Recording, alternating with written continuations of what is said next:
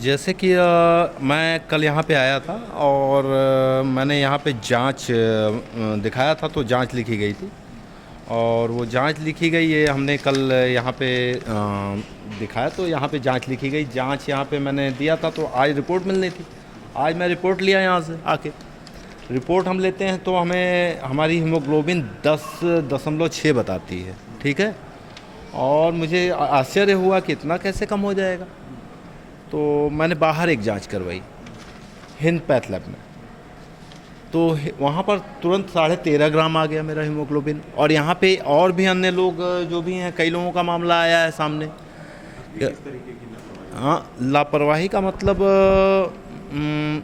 ये हॉस्पिटल में गरीबों के साथ क्या किया जा रहा है। ये गरीबों के लिए हॉस्पिटल है। वो यहाँ एकदम आश्वस्त होके आता है कि मेरा इलाज होगा, और यहाँ पर ये कैसे रिपोर्ट जारी किए जा रहे हैं, कैसे जांच किए जा रही हैं। ये क्या लूट का अड्डा हो चुका है? इसका जवाब देना चाहिए जिला प्रशासन को, जिला अधिकारी को। वो कह रहे हैं कि ऐसा कुछ नहीं है और सारी चीज़ें हैं और हम आके देखते हैं, आप कंप्लेन कर दीजिए, जो चाहे वो कर लीजिए। हमारी मांग है कि यहाँ पर व्यवस्था सुचारू रूप से और सही हो।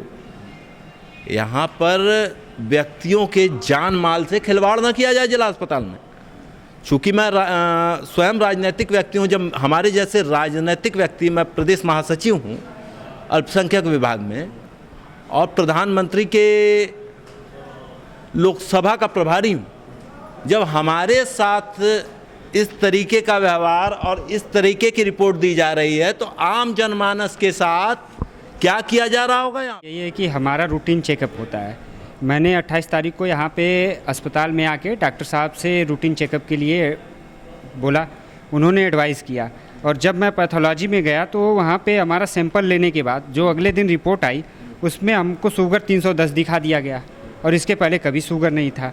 SGPT और SGO2 55.5 है और 106.9 है। और फिर इसको हमने तुरंत दिमाग हमारा घुमा कि ये शुगर 310 ये तो नॉर्मल बात नहीं है। मैं बाहर जाके लालपैथ पे जांच करवाया तो वहाँ पे जो है शुगर हमारा नॉर्मल आया 92। और उसके बाद फिर मैंने यहाँ पे आके शिकायत की, इन्होंने फिर से हमारा सैंपल लिया और फिर से जांचें की, उसमें हमारा फिर नॉर्मल आया। तो ये कहीं ना कहीं सोचने वाली बात है। आम जनता के साथ खिलवाड़ किया जा रहा है और 420 का काम यहाँ पे जो यहाँ पे पैथोलॉजी विभाग है कर रहा है। और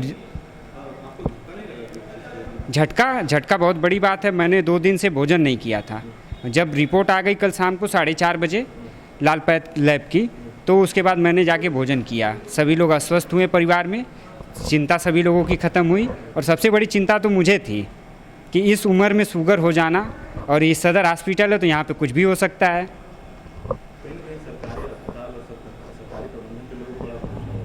भरोसा तो होता है लेकिन भरोसे करने लायक यहाँ पे कामें नहीं होते। ये आजमगढ़ है और यहाँ पे हमेशा परिवर्तन होता रहता है। यहाँ पे गलत ही होता है, सही नहीं हो सकता।